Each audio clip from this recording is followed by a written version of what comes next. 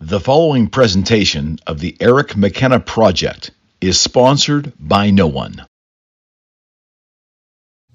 Hello, you're listening to the Eric McKenna Project.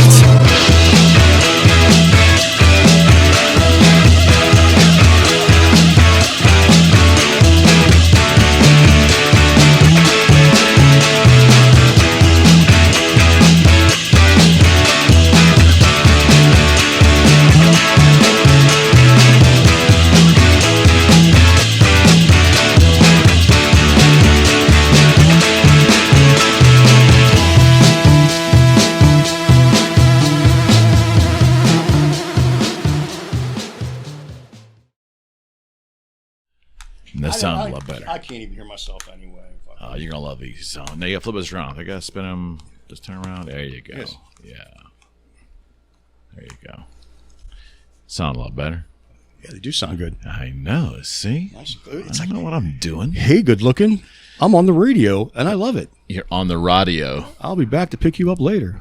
Remember Mr. Microphone? Mr. Microphone. Mr. Microphone. Mr. Microphone. Hey, good looking. I'll be back to pick you up later. Fucking, they were in that little convertible. Fucking yelling at random chicks. Yelling at random chicks on the street. Oh, you're a fucking dork. You got a fucking microphone on your radio. You're in rare form, Fred. We haven't I've missed this. So what the hell's been going on, man? All kinds of shit. Like what? Like work. This is what I do. Check it out. I work. I'll start for last year. Well, how long has it been since you've been here? First off, you haven't seen the studio. I have not seen the studio. I mean, that's how long you've been gone. I've been gone. I've been gone since October. What are you doing at the table? You bouncing? You know what? It's my. I had my. Holy shit! This place is. I thought this was like all. Well, there's no concrete under here. That's the difference. See, our old studio had a concrete floor, so you could just bang over there and it wouldn't matter. But now this is a wooden floor. Now I got to behave. You have to like plant your feet. Yeah, you need to relax. I got to act like a real. You have to relax. You know. But I had my heel on the chair leg. Is that little light on your camera right here, Fred? On your ego cam, is it red? This one? Yeah. Is it red or green? It's red. Okay, good.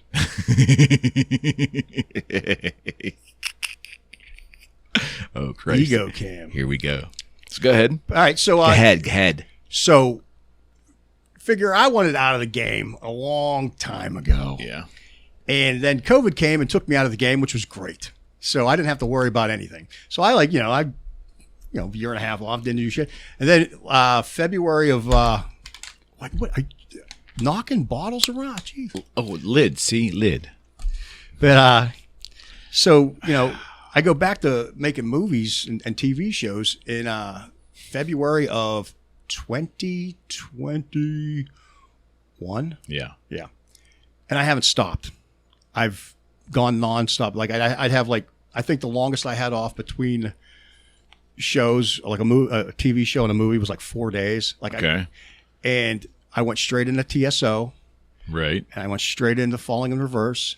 Right. I came home for like 4 weeks. I did 9 18-hour days in a row down the arena, doing rock shows at the Peterson and stuff like that. Then I did a 2-week run on Hamilton. How'd that go? I loved it. Oh my God, I loved it. Yeah, I love doing the Broadway series. Theater. I love doing theater. I started in the theater. The theater. And then I get this. I blew out my elbow, which at work, reaching for a speaker stack, and my elbow just went pop. That's how, because I'd just been overworked, and I just reached and grabbed nothing, and it went pop, and I'm like, you got to be shitting me. You're getting old, pal. Well, that's what it is. I'm getting old. So I'm supposed to take off. They gave me a week of light duty, and 3 days into that, I got a call and said, yeah, this is an emergency. These guys the guys from Buckcherry need a guitar tech or bass and guitar tech. And the arm felt great. It started to feel a little bit better. It's not like I'm lifting anything. Okay. And I could figure TSO, I had this whole shoulder ripped out of the socket. I was in a sling teching. What's a little bit of an elbow, So I went and did Buckcherry and Alice Cooper, which was amazing. We'll talk about that. Okay. And from that, I literally came home for 22 hours and went back out with BTS, the Korean boy band. On a totally different gig. We'll talk about that. It's funny how he didn't tell me any of this stuff leading up to the show. Oh no. Yeah, you have. I didn't know you were out with them. I'm like, well, I would it never wasn't. let- I wasn't I would out. never It let was a you- residency in Vegas. Oh, Four they sho- have a residency. 4 shows at that Alltel Stadium or whatever it is. Like 80,000 tickets a day. What? A show per show. The merch was completely sold out. How is that possible? Dude, they're the biggest band in the world. The average ticket price was like, this is no joke. Somebody told me $800 was the average ticket price.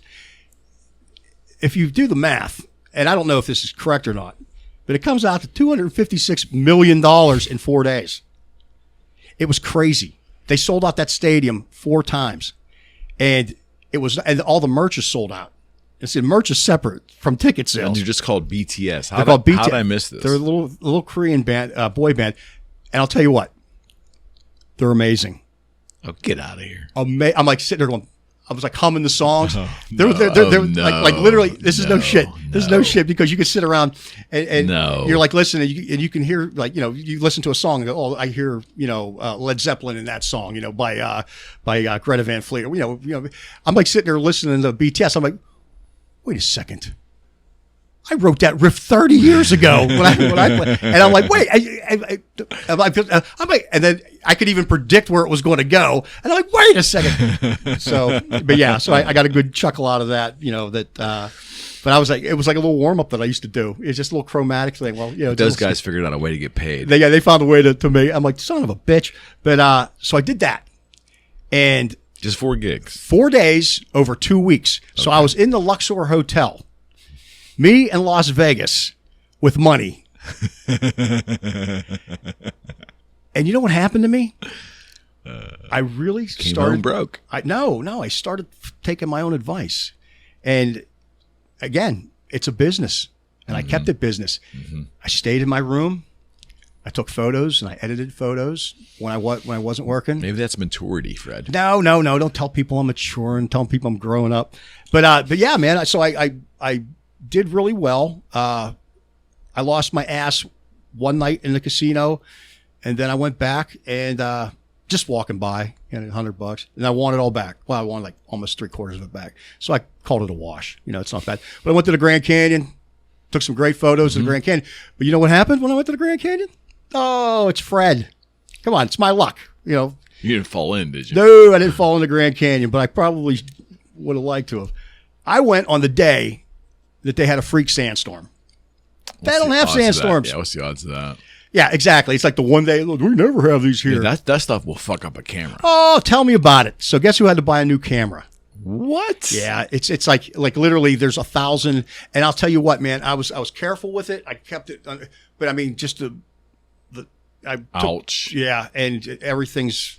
Ouch. Yeah, man. So I got to take it. I got to send it to Nikon. Nikon, if you're listening. Mess up lenses too, Well, it's in my beloved 24 to 120. Ouch. But here's the thing. Mr. King of Spares scours Craigslist. Yeah.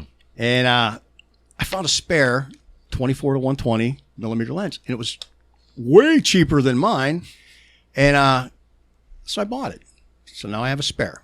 And I used that to shoot a concert the other day. I shot. Yeah, sand's bad for camera. Oh my God, Salt's bad too. And I couldn't believe it, And like it, I don't know how it got in there that much, and it's just in the air. And like literally, I was like looking at my cell phone pictures of myself, and like my face is like covered in dust, And here's me changing the lens. Let me get to, So yeah, that's a sandstorm. Yeah, it was a freak sandstorm, and I'm like, what are the? You couldn't even see the beauty of the Grand Canyon. I could see 300 yards in front of me. I'm like, wow, that's beautiful. Fantastic. I can only imagine. But on my your first time at the canyon? Yeah, I've never been there. Really? And that was the thing. I've flown over it. I was surprised by that. I've flown over it, but I've never been there. So I was all excited to go. But I'll tell you what, Lightroom, you can do some wonderful things with Lightroom. And I edited out a lot of that sand, man. I just dehazed it. It's not great, but it's not bad. But so I kind of I was able to salvage pictures. I took pictures of Testament and Exodus and Death Angel when I was out there. Mm-hmm. They gave us a VIP treatment. Took my BTS crew guys. So there's the BTS guys. We went and saw like a metal show. So this Korean band, is it BTS? BTS. What's it stand for? I don't know. Is it pop music? It's super. So it's not like it's K-pop. What's K-pop? Yeah, that's right. I had no idea what K-pop is. It's Korean pop music. Oh, that's what K-pop is? Yeah, so Korean check it out. pop? I go to a Korean barbecue the other day. I was down in Washington, D.C. Okay. And, you know me, vegetables will kill me if I eat a vegetable. And so I went and found an all-you-can-eat Korean barbecue. It was close to the hotel. And you weren't the ugly American, were you? Oh, no. I was actually very, very reserved. Okay. And because I like Korean, because in Korean barbecues, you have to cook your own food. Right. So they just bring you like a platter of meat. Yes, I'll have a platter of meat. And you just cook it on the grill. But the fun is cooking it. And it's just me by myself. You know, I'm down there fucking off, you know, cooking meat, you know. And I ate so much meat.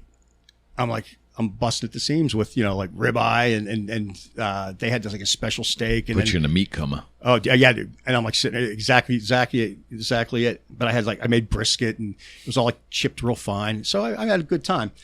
But it's a Korean barbecue and they had a giant, you know, 15-foot video screen and they're playing. I never heard of this band before. You wouldn't believe how many. That's what I'm getting to. You wouldn't believe how many Korean pop boy bands, girl bands there are. And this Korean restaurant played every one of them because I was there for an hour and a half. It was all you can eat for an hour and a half. And I'm like, holy shit. I'm like, is that BTS? No, I'm not being rude, but you can't tell the difference because they all, you know, they all got like the dyed hair and, you know, the pop songs or whatever.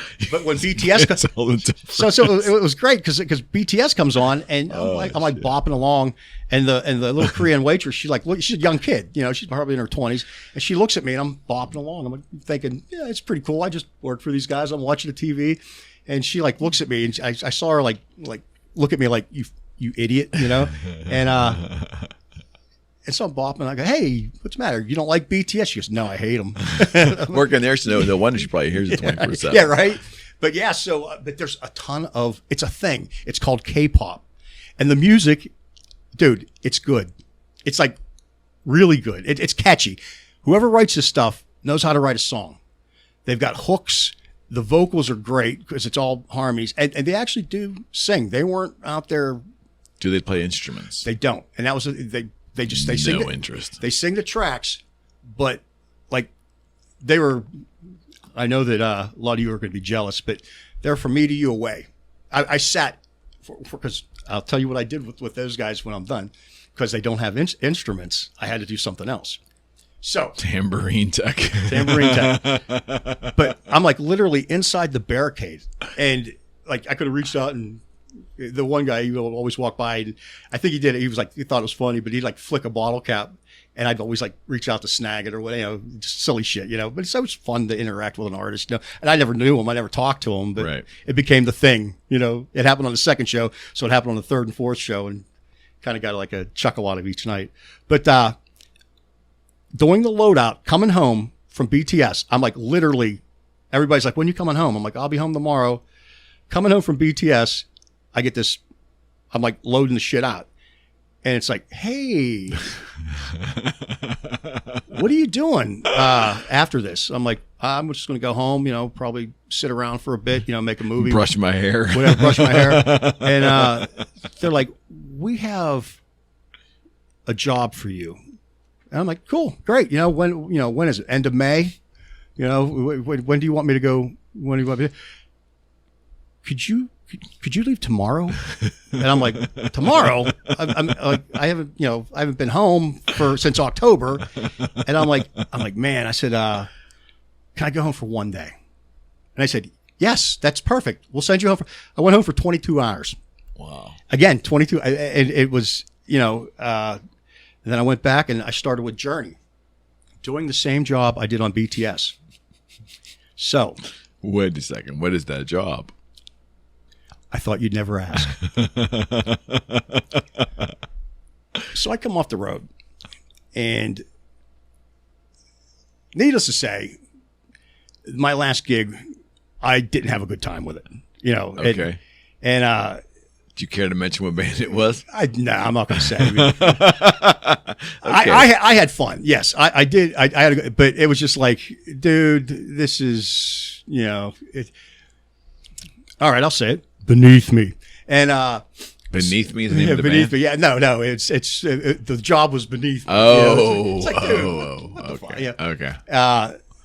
So An accordion tech. I was an accordion tech. So I came home, like I said, I was home for 9 days, and I'm working 9 rock shows in a row in Pittsburgh, 18-hour days, So, like, literally, that was 9 days in a row. And I'm like, man, I just might as well go back on the fucking road, Yeah. At least I have the adventure. Yeah. And so I put a mass email out to everybody I knew. And I started working on Hamilton right after that, and I got this reply and said, hey, look, I'm not looking for a guitar tech. Here we go. But I've got a job that I think you'd be perfect for. I have the beer tech. I have a bottle opener tech. Alcohol tech. So, and I'm like, yeah, tell me more. And the woman I used to tour with, she used to be my tour manager. She goes, I'm looking for a special effects guy. I'm like, special effects? Dude, I'd do that. I said, well, what do you want me to do? Pyro? Cairo? What do you want me to do? She's like, glitter. I need a confetti guy. And I'm like, a confetti guy? Now, here's the irony of this. Well, in a show like Kiss, that's a big job. Oh, it's right? Go. You have a big crew when you have a big job. So You're a confetti tech. I'm a confetti tech. And okay, I told him, I don't know what I've done confetti as a local crew. And, I did confetti for Journey when they were here in Pittsburgh. And that was my job on the show. I go out and I didn't have to turn the machine on. I just fed the confetti into it. It blows it everywhere. And you turn the nozzle and you go home. And so I'm like, all right. And she goes, look, you're on this crew. And she starts, she tells me that what they're going to start me at. And I'm like, yeah, that's good. I can be a confetti tech. It's comparable to being a guitar tech, maybe a little bit better, but a little less work. And I said, yeah, I'd do it. And they said they would train me. Yeah, sure. So I go out there and I fly to Vegas, and for my first night, it's Fred. It's Fred. I take a whole toolbox with me because it's Fred. I have like a hockey duffel bag that I take. You're like over prepared. Oh my God. I take all my tools, and then I go to Home Depot and I buy more tools because I don't know what I'm going to need. And you know what I used? Nothing. I used like one wrench, and they supplied it. Don't worry about yours. Use ours. That's probably the easiest job, or the least complex job you've ever had. Oh my God, yeah. So check it out. It's Fred, and I'm loving it. Well, it's funny to you, Fred. It's just so it's funny to me. I mixed confetti. They gave me like bags of here's blue, here's green, here's yellow, here's orange, here's pink. See that box? Dump all this confetti in there and mix it up. Mix it up. It clumps. You're going to be a confetti fluffer. I was a fluffer. Oh, no, time out. No, that's what it's called, confetti fluffing. That's the truth. Get the fuck out of here. Confetti fluffer. So, okay. I got that on my resume. I'm a fluffer. Make sure that you don't omit the word confetti when you do put that on your resume. Well, it's going to be on a separate line. It's going to be confetti and then fluffer. Or I can put it in parentheses. Yeah. But it gets better. Oh, you can find work in the Valley if you do that. Yeah. Oh, yeah. You go down Canoga Park and, shit like that. So check it out. So I am not only the confetti guy, I'm the balloon guy. Oh, get out. Because on this tour, they have a thing with purple and white balloons. What band was this again? BTS. Okay. So, and it's Alltel Stadium, which is like, there's 80,000 people in here screaming. 80,000, mostly girls, couple guys. I'm sure. And literally, it's 2022. I'm sure there are some. I had noise canceling headphones on, and I could hear them through. It's like the Beatles. Beatles at Candlestick Park or whatever. Yeah. Shea Stadium. But so not only am I the confetti guy, I'm the balloon guy, and they have a thing for purple and white balloons. And they said, well, you know what? Probably about like maybe 200 balloons a day. 200 balloons a day. That's a lot for, it's a lot of balloon tying. I said, do we have any balloon faster? You didn't blow these things up like manually, did you? No. I had of all things, and this is no joke. I had like a little, one of those little balloon things. You put the balloon up, blows it up. Okay. So it wasn't bad, but their estimate of 200 balloons was way wrong. They had 2 carts with 4 sides, and each side to fill up this balloon, because they thought it was 200 balloons would fill all 4 of these carts up, and the carts would drive around the arena with the boys singing on top of it, and they're supposed to be filled with purple and white balloons, and it's great, let's go look up. Nope. It was 250 balloons per side. So there's like 1,000 balloons blowing up every day. It's only 4 days. How long will it take? It took all day, because it's me. Better believe I'm going to take all day. So, in addition to 1,000, it was actually, I think the count was like 900 and something every day. In addition to that, I had 150 3-foot, 36-inch diameter balloons, like the big ones, and I had to do those every day too, with the little tiny nozzle, and it was just like, and it would get. Someone should have got video of you doing this job. I'm sure there is. I think I posted stuff on Instagram. Well, you did, and it confused me because I didn't know what the hell you were talking about. I'm like, he's just pissing around with the special effects folks. Oh, you were the special effects. I was yeah. So it was great, and I loved it. I absolutely loved it, and it's a new career path for you. It actually could be, and I would take it. I would take it in a heartbeat. But the irony of this shit is the woman that's telling me, she's like, okay, this is the guy you're going to report to, and I'm like, wait, I know him, and she starts like reading off these names of people on the crew. I'm like, I know him, and I know him. And she's like, how do you know these guys? If you toured with them, I'm like, they ride the bus with me on TSO. And she's like, oh yeah, we have the TSO. And so it was all my friends, the guys that I already ride the bus with TSO. So I already knew these guys. So it was great. But I was doing the out for BTS, and I got this call and says, hey, look, we've got an emergency. We need you to go do this other gig. I'm like, oh yeah, when? Tomorrow. Give me another day. So I, 22 hours home, wash my clothes, shit like that. And I started doing Journey. And now the irony is I did. What was the job? Confetti. You got to be shitting me. They said, we're going to give you your own tour. And I shit you not, I'm like, I am not qualified for this. I said, do not send me out there. I said, well, if Neil Sean sees me screw this up, I am fucked. Yeah, exactly. And he goes, I go, well, I said, well, what about the other crew guys? And like, there is no other crew guys. You're the only guy. And I'm like, and here's me. I'm like, of course I'm going to do it, but I'm like, really? I'm going to give you one more chance to back out. Do you really think that I'm the guy for that? And they're like, yeah, we think you can do it. I went out and I had a gig, Fred. I went out and I had a blast. Dude, I was setting up Confetti, but I did it by myself. And they're like, it's Fred. Everything's on Fred's time. It's just so it's funny to Fred, and the world can wait for me. It's on Fred's time. And these guys are like, hey man, could you like maybe pick up the pace a little bit? I'm like, I'm here all day. But I would do the confetti on that, and I'm scared shitless that, I'm going to screw it up on my first day. I shit you not. I'm walking, I'm checking all my stuff, double checking it.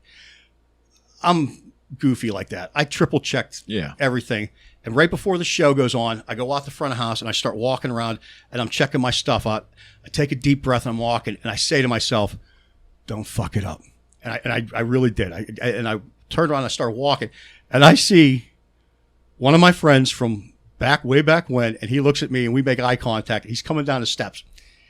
And it's Chris Jericho, the wrestler. Oh, no shit. And he's like, hey, what are you doing, man? So we start talking. He came to see, he knows Neil. And we start talking and I told him, he goes, you teching for Neil? I'm like, no, Adam's teching for Neil. I said, I'm confetti tech. And I shit you not. Confetti tech. He looks me dead in the eye. He goes, that's the name of the position? Yeah, confetti tech. I was called a lot of things. But confetti tech's the nice. Nothing's changed. Yeah. But Chris Jericho looks me in the eye and he goes, oh man, don't fuck it up. And I'm like, great, But this is what's great about this job. I'm going to give you this is my day on confetti tech, because I told you I took a while. Get up at 5:30 because I'm the last guy hired, but the only place they have a space for is on the rigger bus because all the other buses are full. So I get up every day at 5:30 in the morning to ride the bus with the riggers because that's the only junk bunk that was available. So now their bus is full and they have no extra bunks. And on tour, junk bunks are a big thing.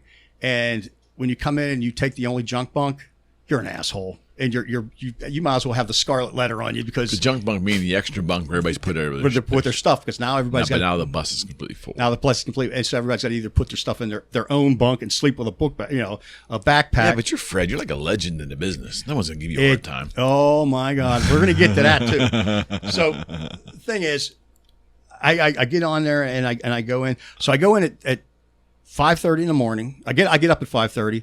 Get on the bus at 6:30.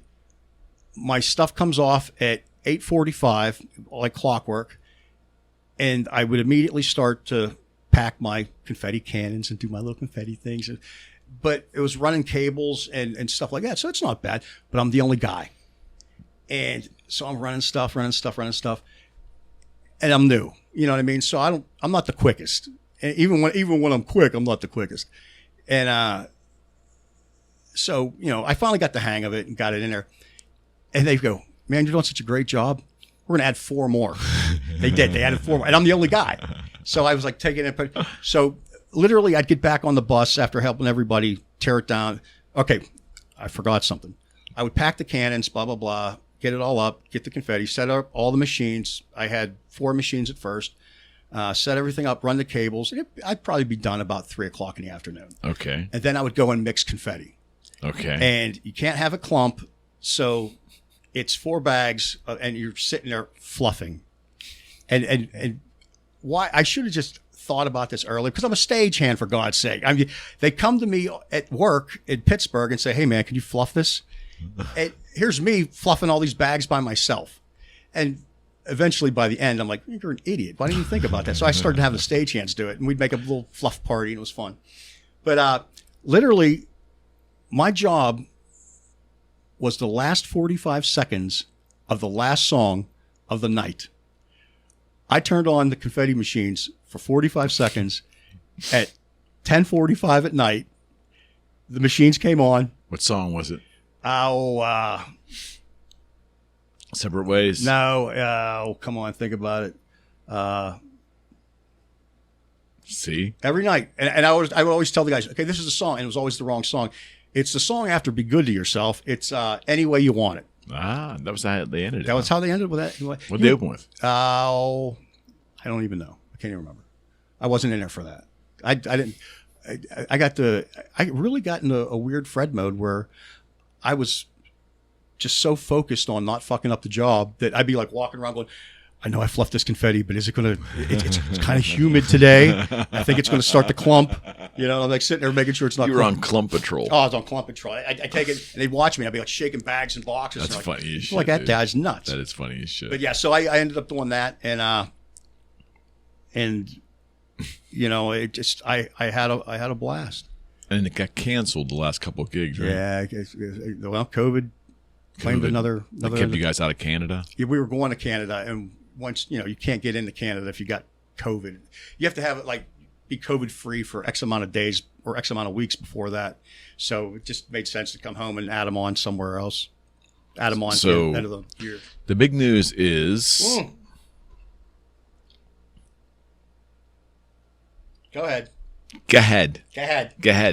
Because by the time this comes out, I'll already be there. Yeah. We're going to talk about it. Yeah. Announce it. I've already said it multiple times on social media, Ray. I mean, it's already out there. So this isn't going to come out till next week anyway. So at 53, I won't be 53. Here's the fucked up thing about this. On the day I will start my new job, all these good things over my life has always happened the day before my birthday. I did my first movie then. I got the line in Rockstar was on that day. There's a lot of other different things that, like personal milestones and goals that always hit the day before my birthday. And I'm going to fly out to work with do my dream gig the day before my birthday. And it is the day before my birthday. Who are you working for? Oh, Who has just hired you? I'm just going to say, this is what I want to say. I don't want to say because I don't want to jinx it. Oh, we're going to say it. Look, I really feel good about this, even though I'm not going to be home sweet home for a while. You know, but I'm sure I'll find a wild side out there somewhere. Fred is the new guitar tech for Nikki Sixx. Yes. And I'm With Motley thrilled. Crue. And I'm so happy because as a kid, that's why I play, man. And I'll total geek out on it, man. But I've met him before. I've and I didn't geek out. But having this job, even before I was a tech, I would go to the shows and I would talk to their techs, like sneak up outside like the barricade. And I just wanted to say, tell me about this. And that's how I became a tech. Right on. Tell me about this. Tell me about this. Tell me about this. And actually finally, It happened. yeah, it happened. We finally got it. And I always joked and said, this is my retirement job. I always said, if I ever got a platinum album, I'd quit. Well, I got a platinum album, but they gave it to somebody else for that Big Four thing. So Will this potentially be the biggest venues you've done? no, because we've done those. Ozzy, right? Ozzy. And Megadeth played 70,000s in What was the biggest venue you remember to date that you've me? actually worked? be Download or Doddington or one of those. Oh, the festivals. Yeah, because this is a stadium tour with Motley. Right. So I mean, it's going to be a lot of. Yeah, between like 40 and 70,000, probably depending on the city, right? Yeah, and it's a lot of people. And I'm going to be out there every day looking at myself going, don't fuck it up. And I do. You're working with the headliner. Oh, See? I know. Now I know. So someone told me that they're not going to be the headliner every night. The they're Def gonna Leppard, and they're going to flip. There's like 36 shows. It's 18 Def Leppard, 18 Motley. Interesting. So I didn't know Def Leppard had that much pull still that they could actually do that. Yeah, they're big. Get in there, lean in there, Fred. Yeah. Microphone. Yeah, microphone, Fred. I didn't want to drink in the microphone. No, I understand. It's exciting for you, man. It actually is. This will be my retirement gig. Get the fuck out of here. I'm telling you, this is. I I said When you if came to I work got a with- when you platinum came album, there- I'd wait, retire. no, hold on. When you came to work with me at Boogie Street in the beginning, you said, I think I want to do something and commit to it because I will be here, Eric. And like, we'll just go on the design front and I'll be here because I'm retired. I'm off the road. That was 2004. So I don't believe that because you've had 20 different band gigs since then. I mean, it's the truth. The thing is, I come off the road, and this is how I always say it. I come home, and I go back to pushing boxes on at the arena, and I see all my friends, and I'm like, man, just maybe one more, maybe one more. And I go and make a movie, and and it's just like I'm neck down here, just carrying cable or passing out coffee and shit like that. I'm like, if I was on tour, I'd be doing guitars right now, and maybe just one more, just one time. And then, like literally I guess it was 19. I stopped taking call. Yeah. I just wanted out for a And then little a bit. pandemic came. And then the Pandemic timing was not bad for you. It was perfect for me because that's what I wanted to do. And then I did that damn article, that interview, that Ultimate Guitar interview, and then the phone just hasn't stopped ringing. And it's a good thing. Yeah, it turned out to be a good thing. It turned out to be a real good thing. So this is going to be now supposedly, according to Joe Elliott, Collins. I can't know who the interview that I read said that the plan is that hopefully if everything goes right with all the bands, everybody gets along, and the attendance is good, and there's no mishaps. They want to take it beyond America, right? They want to. I actually did see that myself the other day. It'd be nice. I would like it. I'd like to go World overseas. tour. Yeah, I'd like to go back overseas. And that When was would be the last great. time you were overseas? 19. Yeah, Yeah. 19. Wow. Yeah, I was 19. I remember it was somewhere in Spain, and it was like one of our last days. I tried to water ski.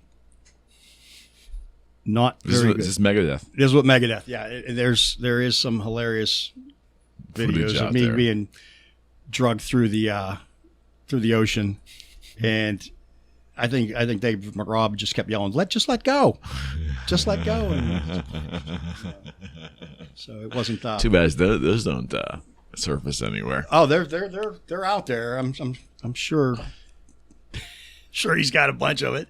Do you let me ask you a question, like so COVID, like what if we get another strain? I mean, that's what I'm worried about. Well, there's one coming through, and that's like you guys being out there, and all of a sudden, boom. Well, and that's what's happening. These cats are vaccinated, and they're getting it because there's different strains, and you could take every precaution you can. All it's going to take is an Uber Eats driver or a dirty hotel doorknob, or you're in a different hotel. Let's just say somebody sneezes and it lingers in the back. Whatever. I don't know how long it's your hypothetical. Yeah. But you're touching elevator buttons. You're around locals. Different batch of 100 people every day. Let me ask you this: all these recent gigs you've had, does the road have a different feel now post COVID? Oh yeah, we're in bubbles, and everybody's like, "You're not in a bubble." Yeah, we're in bubbles. And what you do is you stay with the group of people you ride the bus with, or the people that you work with, which is usually the people you ride the bus with. But you're not supposed to stray. You're not supposed to go to the mall. You're not supposed to go to the movies. You're supposed to stay in your room, order Uber Eats or room service. And granted, not that doesn't happen all the time, but it's actually kind of cool because I kind of adopted that lifestyle where I used to go out and raise hell all the time, and go on adventures. Now I've seen the world. I've done it. And unless it's a place that I've never been, I just stay in the room and edit photos. I've adapted. Well, you have that now. Yeah. Had you not taken photography, you would probably pulling your hair out. Yeah, I'd be going nuts. I used to find watch something else going on. I used to watch movies and shit like that. Just stay in the room. If I stayed in the room and just I have a huge movie collection that I take with me on hard drives. But I've got the photography, so I just stay in the room and I like it. And again, it's a business, and I treat it like a business, and the wildness is gone.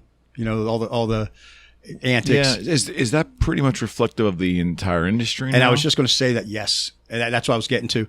It's everybody just they treat it like a business. There's I love it when my friends still say, "Dude, you're out there with Journey. There's chicks. There's got to be chicks." But you're going to be out there with Motley Crue. There's got to be. They're 60 years old, 70 years. There were more people with walkers at Journey. I'm serious. I'm being dead serious. I'd be out there trying. Dead serious, man.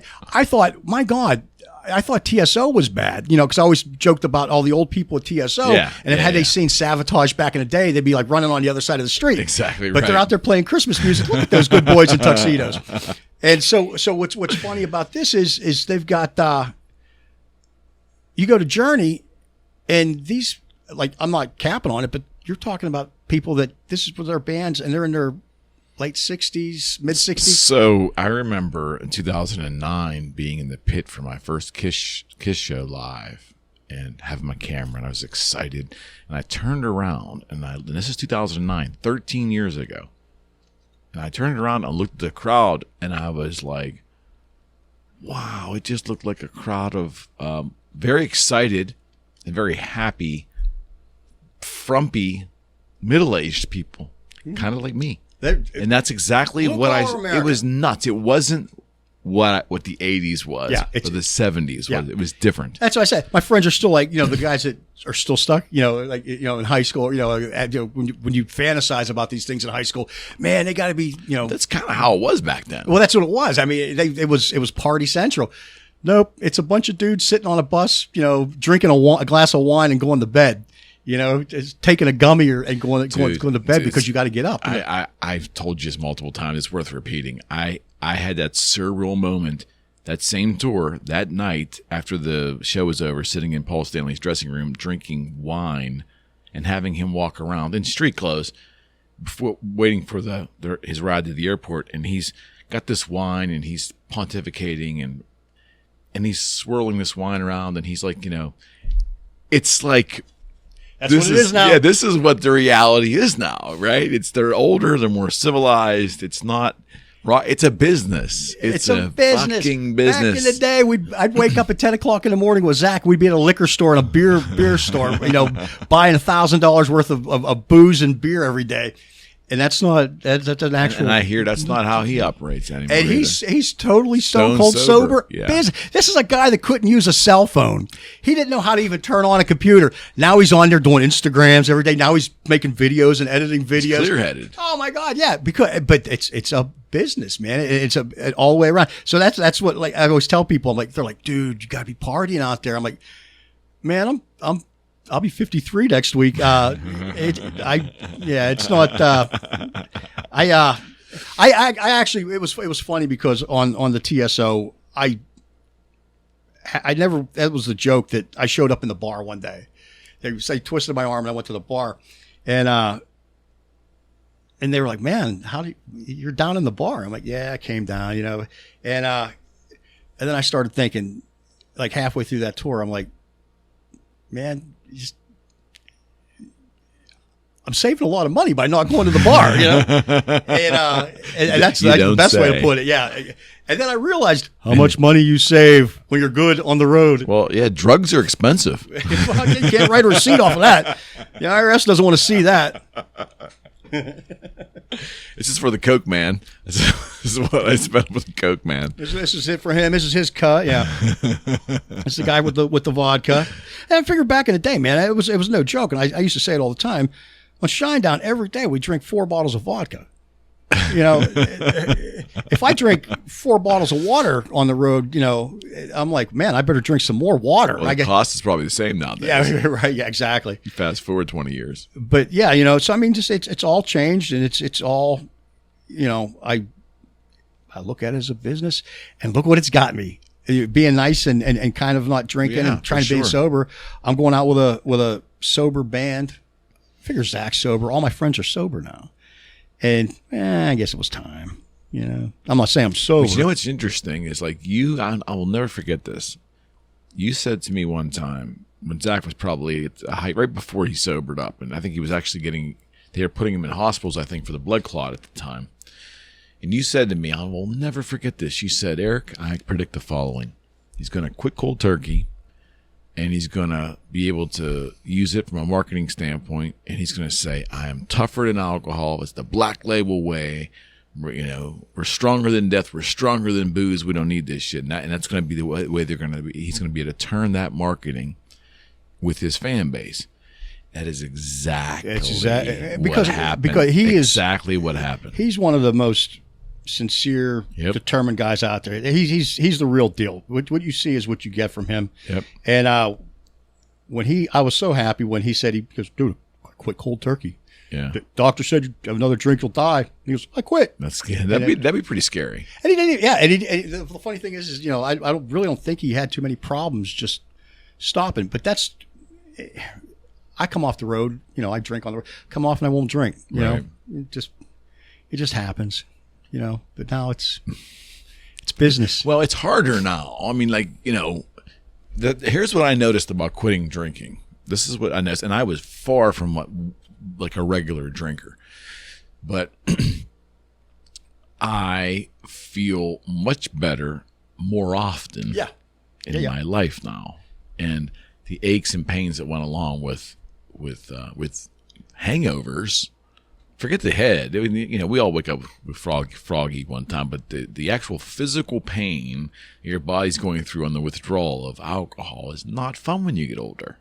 It's just not. That's what always messed me up because I don't get them. So I never had to deal with it. I don't get the hangovers. I never did. So I'd black out and then hear of all the fun stuff I did, all the adventures and have people tell me, man, you're an asshole. Yeah, I don't miss that shit.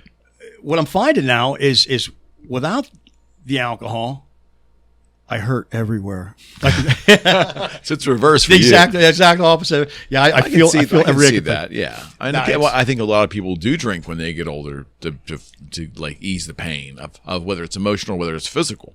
I just think the hangovers sometimes are just. I guess your joints are dried out, right? Is that the theory of the alcohol? I'm not a doctor. I just play one on TV, but. Well, these bands are touring with doctors and trainers. Oh yeah, they got personal trainers out there. They got physical therapists. They got all this shit, man. Isn't it interesting? Like, it's like they're serving up a healthy dose of nostalgia, right? Because, but that doesn't reflect how they currently live. Like, Kiss has been doing that for 30 years. Like, Gene and Paul they're going through the Kiss stage act. The banter, the song lyrics, the presentation.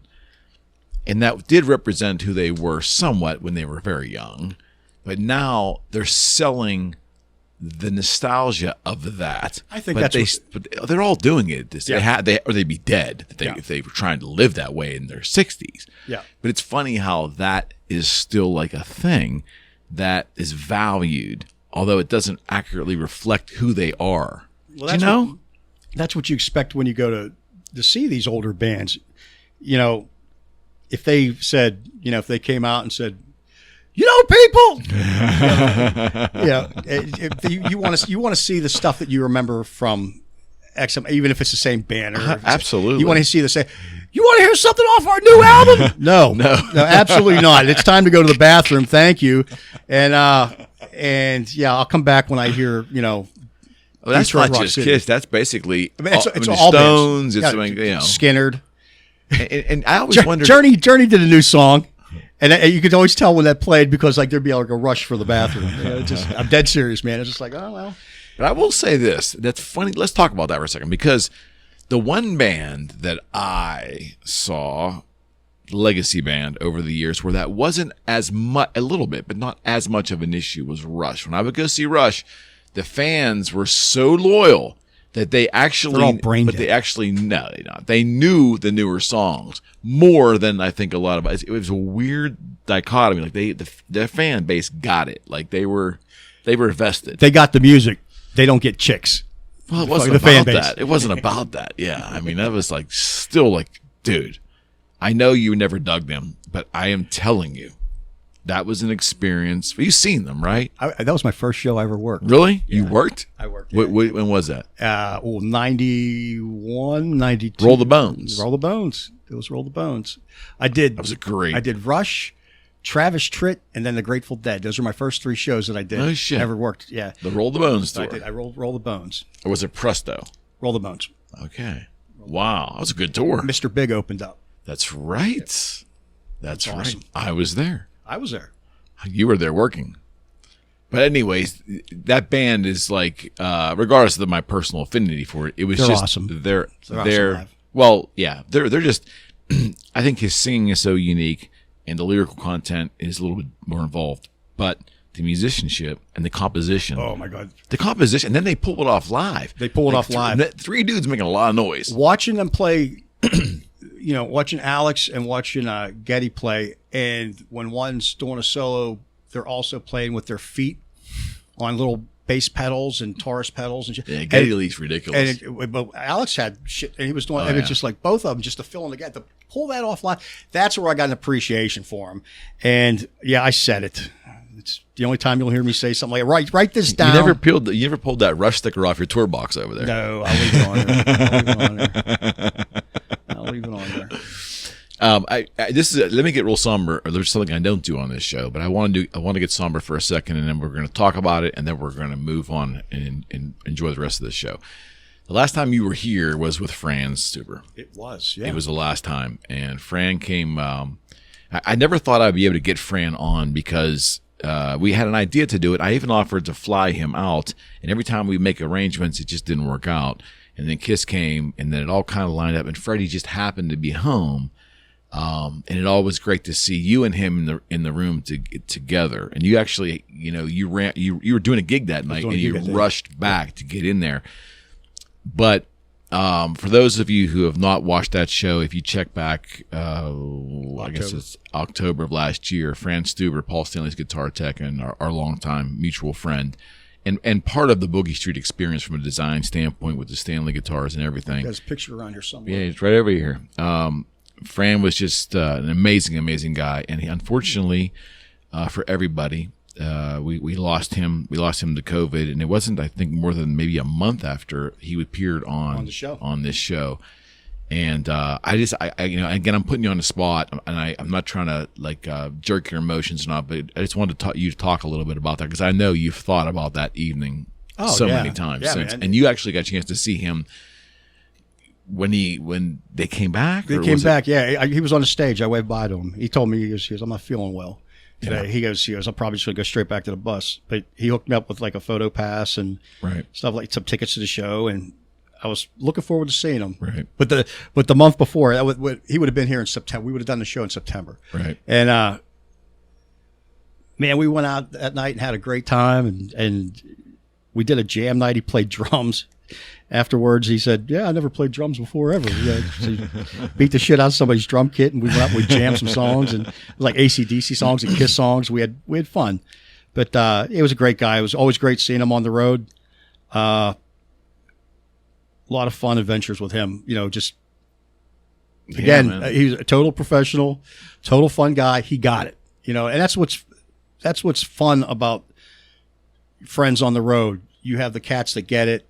And can have fun and make the best out of, they do their job and they do the best job they can. Right. But you go and you have fun, and it's always good to see him. I always look forward to seeing him when they played Pittsburgh, or if we were on a show or a festival with them. Nothing pleased me more ever when I would see the two worlds colliding, when I would see you connect with him on the road, and you guys would send a selfie to me, and there was like we used to do it all the time. 5 or 6 of them.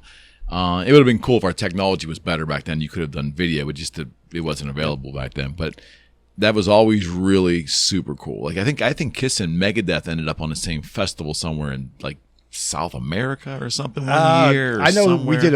we did Chicago, we did Wisconsin up here. Okay. We may have done South America. We may have done Europe. But you ended up on the same bill, and it was just so cool. It's like. What I don't know what more we can really say that hasn't already been said. I mean, there's been so many tributes.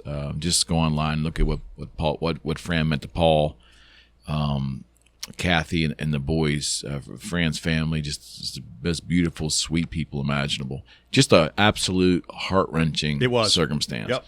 And like I said, I saw him 3 days before he passed, and I waved to him from the stage. Yeah. He waved back and. Yeah, he said he was going to go to his bunk, and he said, "Man, I'm not feeling good today." And then, yeah, just like it does go to show that life is extremely fragile, and you just never know. You never know. But I just want to end this part of the segment of our show just saying that I think oftentimes in tributes and so forth, Fred, people always use all these adjectives, and people go overboard. When I say that he was responsible for a lot of the success we had with Paul, it was because we oftentimes couldn't reach Paul. Yeah, it was true for him. And don't get me wrong, Paul was great, but Paul Stanley's Paul Stanley, and there's so many commitments, and his schedule was so full. But Paul trusted Fran enough that if we had some crazy idea, Fran would look at it, and if it was really out there, he would say, "Guys, I like it maybe, but Paul's not going to dig it." Yep. Or if it was edgy enough, Fran would do his best to sell Paul on the idea of giving us a shot with it. And out of that stuff came some really good guitars. Yeah, they're still on the wall. Yeah. And so it's not an exaggeration to say that he really, championed what we did. Yep. And I think he really dug everything from the very first night that all three of us met down the Lift the Wind show. He got us in there, man. He did. He got us in there to meet him. Yeah. And the ball started rolling, and it was because of him. Yeah, no doubt about it. So, like I said, definitely salute to him. Just one of the greatest guys that I met through you and through Boogie Street. We love you, Fran. It was absolutely heartbreaking, but those are some of the very best memories we've ever had with Boogie Street, for sure. Yep. All right. What's the deal with the book? Talk about the book, Fred. Come on, Fred. The book. The book. So what's going on, man? Did you fuck this up? I did. Did you really? I fucking missed my deadline like 4 times. Oh, so you're just perfect for Hollywood. And you're perfect now. In all honesty, I fucked up probably one of the biggest deals of my life. King of all bad decisions right here. This guy. Yeah, I got busy, man. And like literally, I mean. Is it over with? Is it still? No, it's still a thing. But me finding time. Mm-hmm. Like I said, they asked me, to really get down to brass tacks last February. And that's when I started working on that Netflix show, The Chair. And then literally I told the guy, I shit you not, I said, look, man, I should have a couple weeks off and we'll be good. I had 3 days off, 2 days between The Chair and that one. And I'm working 16, 18-hour days. And that's not counting the drive time. Right. Right. And that's 5-6 days a week. And so it got pushed back again. And I promise you. Now, in my defense, I do have one version done. I have it written like it would be in a comic book. I wrote it like a script, and it and each panel has its own description. So it's written, but they saw how I write prose. And I said, it'd be great if you wrote it in prose. And I'm like, wait. I'm like, that's, fantastic. A lot. They're like, well, the guideline's already there. The outline's already there. Just write.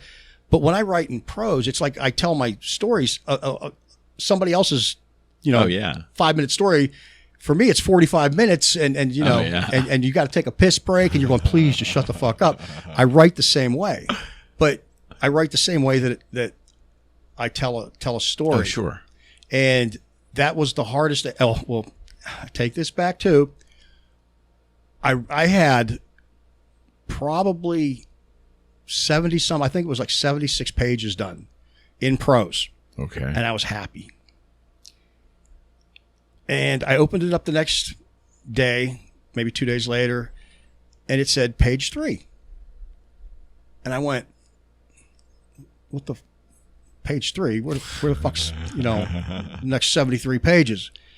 And I looked and for some reason, it didn't save. It didn't save to a cloud. It didn't save them. And I don't know why. I have no idea frustrating, why. Huh? And I don't know why. And I'm like, and so I was pissed and I put it down for a while and I went back to work. But like literally between those shows, I think the longest stretch that I had was 4 days off. And what about like dictating? Is there software that lets you dictate? My Pittsburgh accent is so damn bad that I spend more time going back and rewriting. Yeah, because that wasn't what I meant, but that's what. But yeah, I do the speech thing to Word. Yeah. And I was trying to do it like that, and it's just. I realized with doing that too is how many times I pause or I stutter. It's really weird because I never noticed it, and it's like it's like, what the fuck is this, And I didn't realize how many times I say fuck, fuck. It's like me stuttering and fuck, stuttering fuck. But stuttering fuck. But yeah, so that's funny. I got frustrated with it, That's and funny. They kept giving me deadlines. But figure I did 5 movies and TV shows last year. 1 day off, Wow. which makes everybody mad, that all my friends, all my family and shit like that, went straight to TSO where I went to January 31st with them, or I'm sorry, December 31st with them. And then January 1st, I started with Falling in Reverse. And that went because of some cancellation dates and makeup dates till mid-February. That's where How'd that go? It was different. It was different. Okay. And I there's the Fred book of rules. Uh-huh. And TSO, I broke some rules. I went to the bar and broke some rules that, I don't, and I went back and said, you know what, this is bad. And so I want to go back to my rule book. Somewhere I think it's rule 7A, paragraph, 36, subtitle B. Don't work for people that you don't know. So if you got to look, I've always worked with bands that I knew and or somehow have been associated with. And these kids were good. They were good. It was just different. They were younger than me. I like their music. They're good. The kid can write a hook. Guy can write a hook. But yeah, it was a job. I didn't. Yeah. I just went out there and you didn't feel a connection to it. Yeah, and then that's exactly it. Whereas all these other, like I haven't even met Nikki yet. I mean, the guy for the next band that I'm doing, and he's totally great. I mean, like we write, we send a couple texts, a couple emails, and he's been totally great. And you can just see that, it's going to be, there's a good vibe there. Well, it's going to be professional. Yeah, and I mean, I've always worked with cats that I have a good rapport with. Mm-hmm. Having a good rapport with your artist is always, I think that's always, I always say it in interviews and when people ask me, that's number one with me. Yes. I got to have this guy trust Paramount, me. Right? Yeah, because I'm standing on the side of the stage. He's got to know that all he has to do is go play. Unless you're Chris Broderick and I'm doing your punches and I'm watching a hockey game, which I used to do that to him all the time. But I used to say years ago, like maybe a decade or so ago, we would talk about it, and you would turn gigs down because you were uneasy about the actual person you were going to be working for based upon things you were hearing from the industry within. Yeah, I mean, it's nice to be at that point in your career where you could pick and choose who you want to work with. Right. And I mean, I've had big names, and it just wasn't so much that, I hear bad things. It's just like I'm not the right fit. Mm-hmm. I know me, and I know where I fit in and what I can tolerate and how much people can tolerate me. If that's a thing too, because I'm a pain in the ass. So you were offered some big pop gigs over the years, and you tended to turn them down. Yeah. Was that because there was other metal acts available for you? If I turn down a gig, usually it's because it conflicts with something. Okay. Most of the gigs I've always turned down always conflicted with, like I knew that I had like 2 weeks to go on this tour or it would overlap. And a lot of these bigger gigs ask you, man, just jump ship. Nope, I don't. I stay with. Yeah. Once you sign the contract, you stay with it. Yeah. And I in all honesty, I've only signed one contract and in all my years. And, wow. I've only signed one non-disclosure in all my years. And because I'm not getting up there and, I it's a business and I get it. But, for me, if you say that, hey, man, I'm going to give you this and I want you to do this, and I say I'm going to do this, I'm going to deliver this. Right. I expect you to deliver that too. Right, And I've been lucky enough to have that. I've worked with a lot of great guys, man. And people think that, you've had some rough gigs. Everybody I've worked with was great. I mean, even the hardest guys, I loved them. You know what I mean? I would do anything for them. And if I saw them right now, it's like, hey, man. But yeah, I mean, there's if I turned a gig down, it was because it conflicted with something else and I could see it down the line. Or if I said no to something, it's just because I knew I wasn't the right person for the gig. So I was going through old Boogie Street photos way back before we ever had the Washburn contract, a little bit before we even had the office. I was still working out of my house in Mount Lebanon, Pennsylvania. And I found some photographs. And the irony was there was a connection that we had, but we didn't connect from there. There was a guitar store that was in the Mount Lebanon area. I guess it was technically maybe Bethel Park. Bethel Park down by the library. It was Monster Music. Yeah, Monster Music. A cool cat named Sean actually owned it. It didn't last very long, but there was a signing that was done there for you and Nick Catanese. There was a signing. I think you had just gotten the full-page guitar thing with Zakk for the tuner, I think. Korg, yeah. And then Nick was there. But this is before I kind of came on the scene. But Michelangelo Badio was there, too. Oh, I didn't know that. Yes, he was there. And he talks like this. Yeah, I'm going to refrain from commenting there. Yeah, I'm going to let it go because there's a lot I could say. I'm not going to because I'm a nice guy. I'm going to leave that out. But talented player, crazy talented. But I found those photos, and there's a point to this story. So I noticed that around that time, I had been down to that store, and I saw a guy that was making custom bobbleheads. I got one of my son made, and I actually got two of them made of him at that time. It was called, I think it was getbobbleheaded.com. I can't remember who it was or whatever, but I saw that you had a bobblehead. I have a bobblehead. And I saw it in this photo, and I guess Nick had one too. But you both had a bobblehead. You still have it? I still have it. Okay. The great thing about the bobblehead that they made for me, it didn't have eyebrows. Now, if anybody knows me, I've got the bushiest eyebrows in the world. I mean, I've got like some like old man creepy fucking caterpillar eyebrows, like, you know, like October, like caterpillars, you know, with the long fucking hair and shit like that. The last ones to die. That's what my eyebrows look like because they get crazy. And this bobblehead had no eyebrows. And I'm like, that doesn't look a thing like me because it didn't have eyebrows. And then they put the eyebrows on it, and they put like it was like I like went to like New York and had like George Clooney's guy do my brows or some shit. You know, it was like these nice. I'm like, still doesn't look like me. They're like all streamlined and shit. You know, so yeah, so I sharpied it up, and I'm like, now that looks like me. You know, now that looks great. Yeah, you had your own bobblehead, and then the reason I bring it up is because the question I have is, in existence, is there a Willie G bobblehead out there? Wow. That would be so awesome if it was. And it would talk.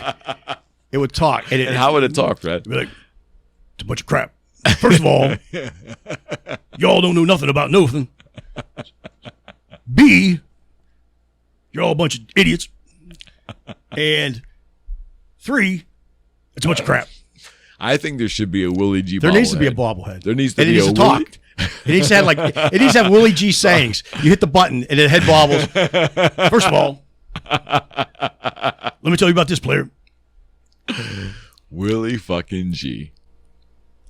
Dude, I remember, I think he was show like 3 or 9 or something. He was You called me up. Yeah, he was you in called town. me up and you said, "Hey, I know you mentioned that you'd love to meet Willie G." And you met him at a Megadeth show years prior, but he's in town. And I was like, "Oh my God, would he do this podcast I started?" And First of all, I'm up here and I don't know where I'm at. I had a blast with him, man. He was with King Diamond, right? Unfucking at that time, I don't know. I think he might have been. In 19? Yeah, I think he might have been King. Oh King man, Diamond. it was so funny. That was so funny. I had He's such great. a good time. He's one of my best friends. I love the guy to death. There needs to be a bobblehead. We need to probably Willie make one. G We need to make bobblehead. one and Yeah, we do. commission. We need a commission. Yeah, we want a commission, Willie. We just need you to sign on the dotted line. We'll commission that. We'll put it pay out. somebody. Yeah. Yeah, but we want a commission for making a commission and putting it out to market. Yeah, Willie G. He's a legend, man. He is a legend. I mean, here's a cat that knows every song ever made in every genre. And people go, that's important. No, this guy's a human jukebox. He's like, oh, you know, A human. oh, dude, he is like, oh yeah, I used to play the Ohio Players song in my wedding band back when I was a kid. And dude, he like knows every song ever. You know, it's just like you tell him to play like some funk song, he Ohio played. Players. You tell him to play, you know, like play The Conjuring. He'll play like Whip It Out, you know, play, you know, tell him to play some like, you know, hey, let's do some Conway Twitty. Yeah, he'll know it. He knows it. You know, he knows it all. And it's amazing to see him. He goes, well, the one guitar is doing this, and then this is how the bass line goes, and then the other guitar, and this guy over here, he knows every song there is, and it's amazing to play with him, you know. And it was, I think that was one of the funnest. You met him on Megadeth, right? I met him actually in a parking lot on an Ozfest. He did like every band that played the parking lot. He was their tech for every band. Like, it was like there'd be like 5 bands in the parking lot. You know, like, you know. Oh, there's like the third stage. Yeah, like you know, they weren't even in the stage. They were out in the parking lot, you know. And there'd be like 5 bands playing, and he was damn well teching for like 4 of them. And I'm like, man, come down here with me. You need to make some money. Come here. And yeah, man, he started doing, you know, like bigger and bigger things. And he was a Mustaine's guy for many years, and the guy is perfect. He's one of the best guitar player, or best guitar techs out there. He's a great guitar player, but he's out with Ghost right now. But It's a pretty big gig, right? yeah, I mean, it's a great gig. And because they're very, very They're a thing. big. Yeah, they're a thing right now. And but I love it that all the Megadeth guys, we still get on group texts and we write. who the fuck was it? It was just Gojiro's just in town, and one of the Megadeth guys was on that, and we started a big group text with everybody and sent pictures, and it's always good, man. Those cats, I love that. Dave Mustaine had the best crew out there for 10 years, and he had a good band, but he had the best crew, and you know, man, we had adventures. We had great times. Saved some shows in South America. Just saw goofy with shit. bubble gum and Oh yeah, well that was Zakk with bubble gum. But like literally, we played this festival in South America, and like the headliner always gets there early. You're there the day before, so you can set up your gear and you leave it in place, and then everybody else builds around you, so you don't have to do that shit. We got there, like the PA didn't work, the speakers didn't work, nothing worked, the lights didn't work, and it just so happened that Megadeth had the best crew, and they could fix the PA and they could fix the lights. And hey, man, I do carpenter at Local 3 down here in Pittsburgh as a stagehand, and I can fix that hole in the stage. And let me just take that chicken wire away. And but this is what's great about this festival. So we did this festival in South America, and we got the show up and running. Okay, and like bands were pulling out. And what was great is they had this area behind the stage where people would keep their backpacks and their gear and their personal items that they, like the crew guys. And not me, man. My backpack is with me everywhere. It's right there right now. That's my life in there. And I lost one. Right. If you guys remember, I lost all the hard drives and my passport and everything. It was stolen out of a locked dressing room in Santiago, Chile. And stolen out of the Megadeth locked dressing room.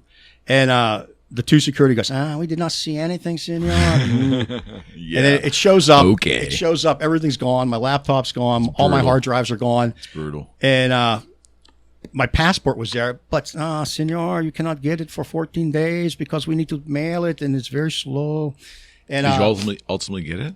Yeah, I did. I got my passport back, but I had to go to Santiago. I had to go to the consulate. Yeah, I went to the consulate, and I had to get an emergency passport in Santiago because I couldn't go anywhere. I'm stuck, which I don't mind being stuck. I like that city, but yeah, I didn't. When your shit gets stolen, you're not happy about it. No. But we finally got it back, and I got my passports back, but I didn't get anything else back.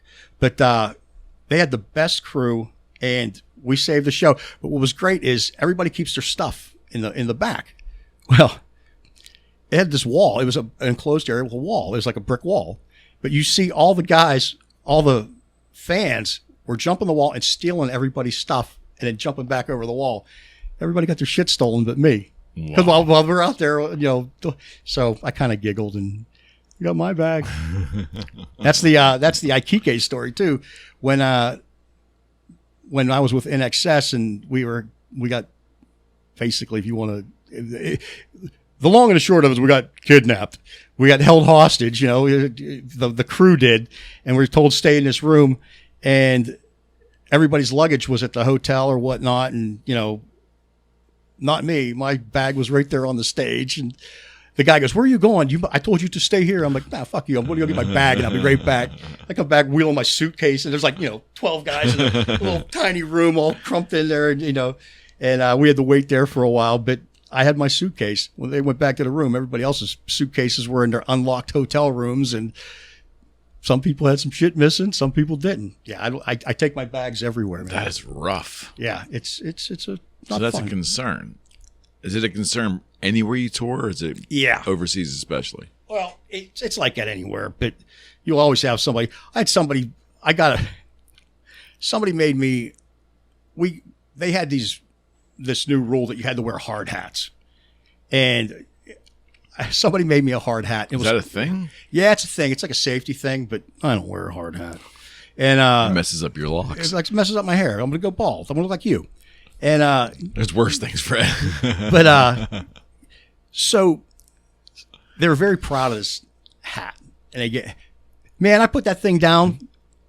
It wasn't down for 2 minminutes, and it was gone. This was they stole your hard hat. Yeah, somebody stole my, and it's customized for me. It had little koala bears and shit on it, It is gone. I'm like, it was just hanging here a minute ago, and it's gone. Yeah, somebody swiped it.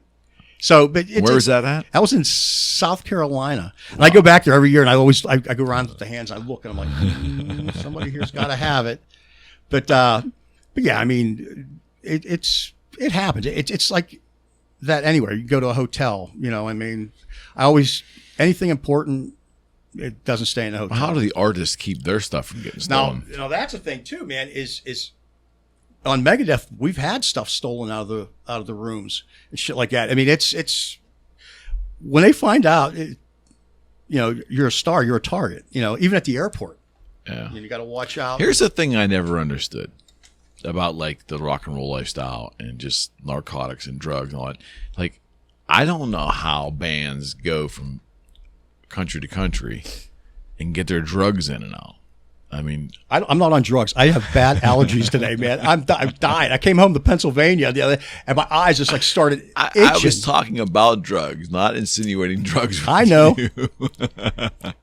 But if we want to talk about drugs, so I'll tell you all about drug smuggling if you want to know. I mean, like, do you just wait to obtain the drugs once you get in the country, or are bands like? Why are you asking me this? Like, yes, there's a reason why I'm asking you, because you would know. Yeah, I know all the dirty secrets of rock and roll, which will come out in my new book when I ever in the year 2028. Yeah, that's about it too. When I take a day off. Drugs in the country, man, it's weird, and I mean, weed's not a drug anymore, right? Unless you're in Russia. Unless you're in Russia. I've seen weed in Russia. I've seen weed in China. My God, don't fucking kill you. Don't get caught with weed in Russia. Yeah, no, you don't want to do any of that shit. But you know, I mean, it's everywhere. I watched a Yakuza guy fucking bring a fucking bag into a hotel for a rock star. It's like, you can't get drugs here. This fucking dude had like a sandwich bag of shit like in 10 minutes. It's kind of like, wow, man, that's pretty crazy. You don't want to take that chance. But you know, I mean, it's everywhere. But like we said, it's a business now, and it's not as prevalent as it was. It's not as, you know, like weed's not a drug. How they get from country to country with their drugs? I never understood that.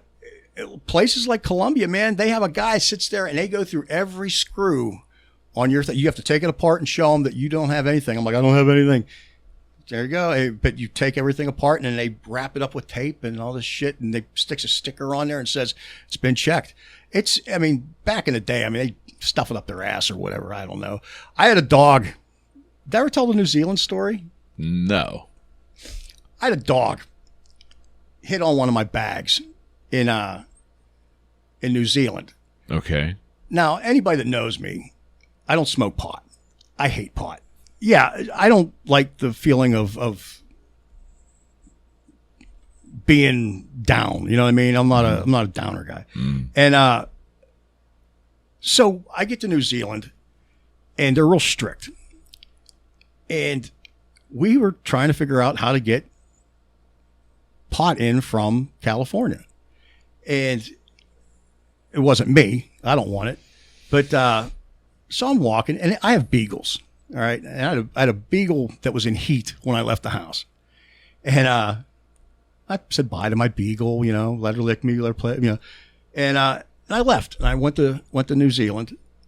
And we all meet up in LAX, and we fly to New Zealand.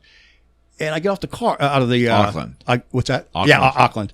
And get off the plane, and they meet you with the beagles. You know, they're drug sniffing dogs down there.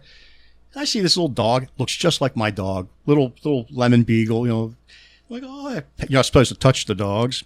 So I pet the dog, and the dog sniffs me up, and he's like looking at me.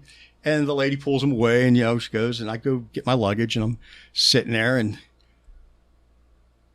I realize I left something on my in-ears or something on the plane. So I walk back to the plane. They go to the seat, and they find him in the seat, and they bring him out to me. And I come walking back out, and there's the lady with the dog, and she's talking to somebody, and I pet the dog again, you know, and the dog's looking at me, and he sits down. So I go to, you're not supposed to pet the dog.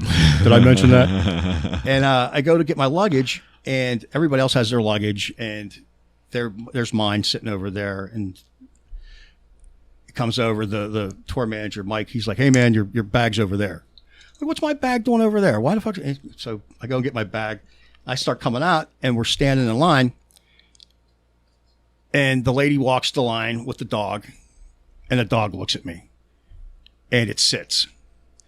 And the lady, sir, could you step out of line, please? I'm like, yeah, sure. What's up? The dog signaled you out. I'm like, the dog signaled me out. And she's like, yes, sir. Come with me. And they're like, and everybody's standing there and they're all looking. I'm like, what the fuck? So I go to this room and they say, oh, he's one. I can't remember what the native people in New Zealand are called, but they have tribal tattoos. Oh, yeah. I can't remember but he's a security guard. He goes, oh, my friend, we got a little bit of a problem. I'm like, what's that? He goes, the dog smelled cannabis on you. I'm like, the dog smelled cannabis on me. I'm like, I don't smoke cannabis. That dog is high. I said, it's not my thing, man.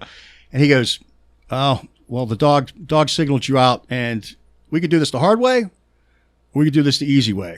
The easy way is you tell me where you have it. The hard way is we find it, and you're in more trouble. I'm like, man, I don't smoke pot. I don't have any pot on me. I don't have, it's not my thing. All right, we're going to do it the hard way. And they took my bags and they laid them out on these like 15-foot, 12-foot, 15-foot stainless steel tables.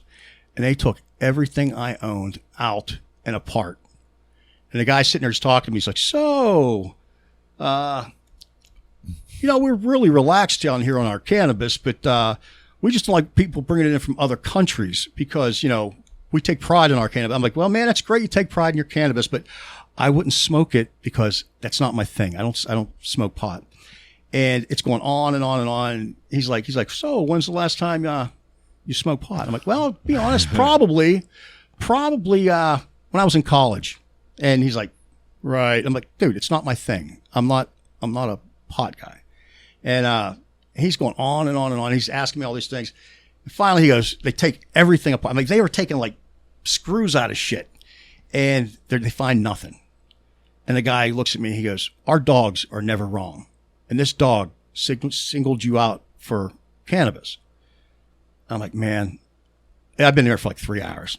And I'm like, dude, I don't smoke pot. I said, I'm not in the everybody else on the crew is, but not me. And, but I didn't say that. I said, man, he goes, we're going to bring the dog in one last time. And when the dog finds it, he goes, you're done. You're in trouble. I'm like, bring him in. Because I had nothing. I don't smoke pot. Dog walks up and down the table, looks at everything, looks at my empty suitcase. It was an empty pocket. Looks at it, turns around, looks at me, and he sits. And the guy goes, I guess the sitting was the thing. But the dog sits, and I look at it, and he goes, and it rolls on its back. You have to be shitting me. And he rolls on his back, and he wants me to scratch his stomach. And the guy just looks. He goes, "Well, sir, our dogs are never wrong, but it appears this one needs to go back for more training." I said, "Yeah, I have a beagle, and she was in heat when I left the house." So that would have solved the problem if you told them that right away. Well, yeah, I didn't think about it, but I didn't realize until afterwards why the dog was. Yeah, but they apologized to you. Oh yeah. We could help you put that stuff. Nope, I'll do it. I'll do it. Well, this is the worst thing about that. As I'm leaving, the tour manager walks by. He goes, check his ass. He keeps it in his ass. He's like walking by. He's like walking out the door. They like left me there for like 3 hours. They went to the hotel. They left me there. And, so I shit you not, it takes me 3 hours. I get a ride back with the Dropkick Murphys. Gave me a ride back. They think it's hilarious, and so they give me a ride. And I get there, and I'm fucking furious. So I go in to talk to the tour manager and the guy. I'm like, man, what the fuck, man? You guys, they're smoking pot. So gotta be shitting they probably put it in my outside of my pocket of my bag. Well, dog made it. I don't know if this is true. It's a theory, but that's how they got it in. They put it in my bag. My bag was over there when I got. I'm like, why is my bag with everybody else's? I go, yeah, they're all getting high and they're like, look. But it's serious business now. Some of those countries are like really like. Oh yeah, you get killed if in some of these places, dude. If you have a poppy seed in the Middle East, you're done. You're dead. Death sentence. I ate a poppy bagel. Nope, sir. You're trying to grow hair, whatever. Yeah. It's just like, dude, it's it's a bagel city. I take that because that's like what they tell you, the horror stories on the plane. Yeah. When you go through customs, make sure you eat a poppy seed bagel. If they find poppy seeds on you, you're done. I'm like, it's a fucking bagel, but evidently it's happened. Wow. I guess somebody was eating it and it fell in their pocket, like on the plane or whatever, and that's enough to throw you in jail. Hell, James Kotak got drunk on the plane in Dubai, the drummer for the Scorpions. They put him in jail for a month. He was in there for like 30 days, fucking for drinking. So did you go to China? Yeah. With who? I went with Megadeth. We went several times. I love it, dude. It's great. Great fans, but they tell you what you can play and what you can't play. They censor your songs. You can't sing Holy Wars. Okay. All right. So the fans sang Holy Wars. They played the music. The fans sang it. You couldn't say the word. Okay. Yeah, because it was like it didn't go with their beliefs, Okay.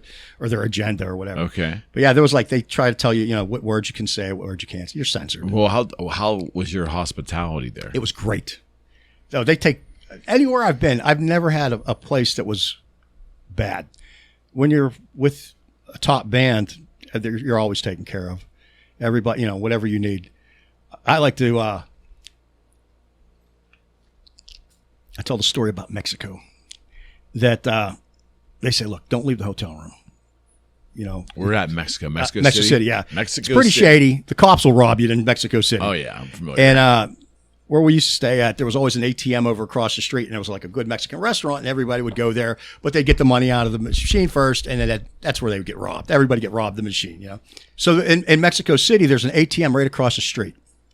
And you go over there, and like I said, the cops will rob you, but there's a restaurant, everybody goes, blah, blah, blah. So I always have the money. And they always say, don't, if somebody's following you, go someplace safe. So I'm on the, fifth floor or whatever. And me and the one production assistant, she's like, man, I want to go to the store, but I'm like, I'll go with you. So we go down, go to 7-Eleven. But as we're coming out of the hotel, we see this guy following us. And she's like, fuck. Right there's where everybody gets robbed, And he starts following us down the street. We speed up. He's like, 10 steps behind us. We speed up. He speeds up. We slow down. He slows down. She's like, that guy's still following us. I'm like, fuck. I said, it's like 3 more blocks, So we zigzag. We cross the street. The guy crosses the street. He's behind us. We're like, fuck. Dude's fucking following us. So we go up and we get to the store. We go in the store and he's outside the store. We're like, fuck, we got to ditch this guy.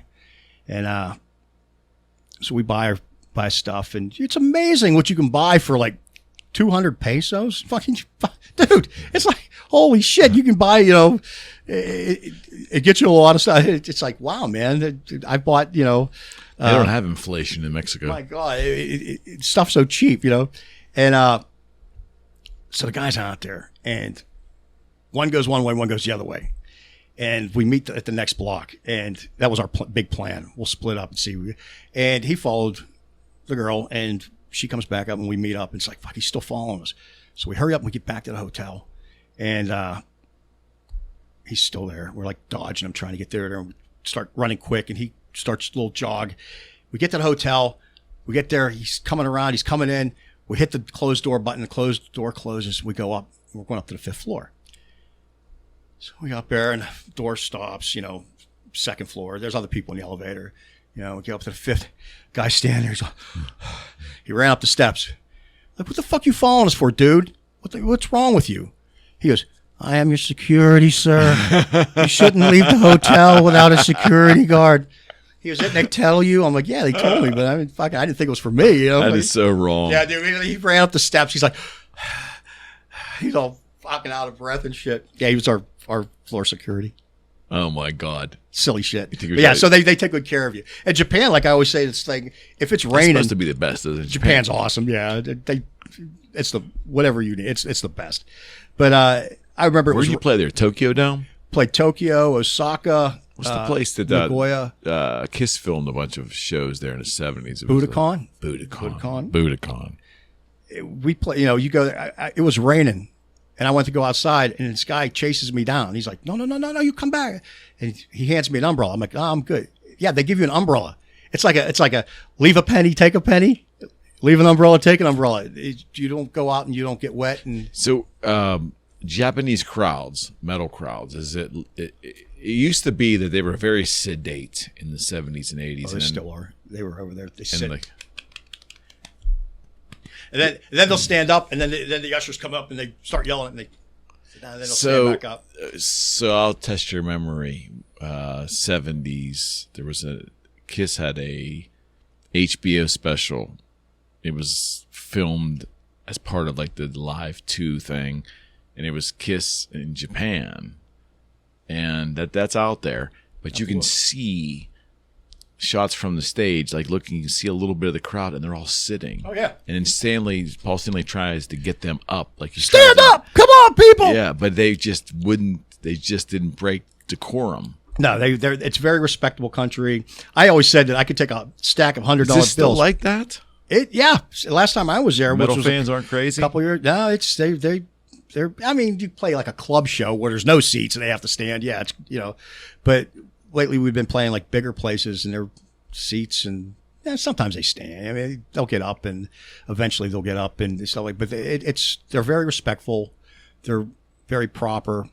And that's why I always say I'd take a stack of $100 bills over there and I could throw them on the floor and come back the next day and they would be all lined up, faced up, sequential, everything. It's amazing. There's Yeah. a level, there seems to be a higher level of morals there. I don't mean like God-like morals, but like the doing of the right and wrong to other people. Manners, Manners. morals. I mean, literally, from what I understand, schools over there teach you manners and morals through kindergarten through like second or third grade, and then you start learning your lessons. Like math and shit like that. Yeah. You're taught to be a person first. It's just weird to see like music fans. That had to freak you out the first couple of times It did. you were there. Like It did. It like, was are pretty- they enjoying themselves or And that's it. Well, man, I wonder if they like us. It's just, but it's just how they are. And is it the Orient? Is it just in the Orient? Was China the same way? Yeah, you're not getting out of your seat in China, man. Fuck no. Really? Oh yeah, they were pretty calm. Yeah. That's Are they not? Are they forbidden to act? I don't that way? think it's forbidden, but it's frowned upon, just like Japan. I mean, they do. They get up, and they stand, but you're not seeing like somebody moshing. There's no pits or there's no people passing people over the barricade, shit like that. I mean, they'll stand, clap, or whatever. But it takes a while to build to that frenzy. You know what I mean? So they're going to take a chance to stand up. Yeah. What's interesting too for me is like in the Muslim countries, like some Muslim countries are more westernized than others. Like Jordan is Dubai, Turkey. Well, okay, so.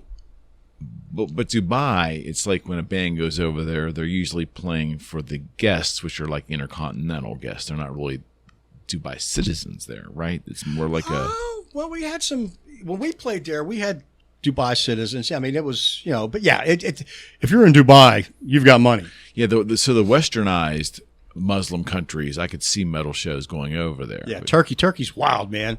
They have like these festivals. It's fucking awesome, man. Yeah, but I mean, some of your more strict Muslim countries are just forbidden. Like in Egypt, that's forbidden, right? And like Iran, and Never Iraq, been and to Egypt or UAE Iran. and places like that. Yeah, I've been to UAE and Israel. Fascinating. Have you played in Israel? Kuwait, Iraq. We were Iraq with Shinedown. Yeah, but you were playing for the troops. We're playing though. for the You weren't troops. playing for the Iraqi citizens. We were the only band that they know of that had one beer. We were given one beer.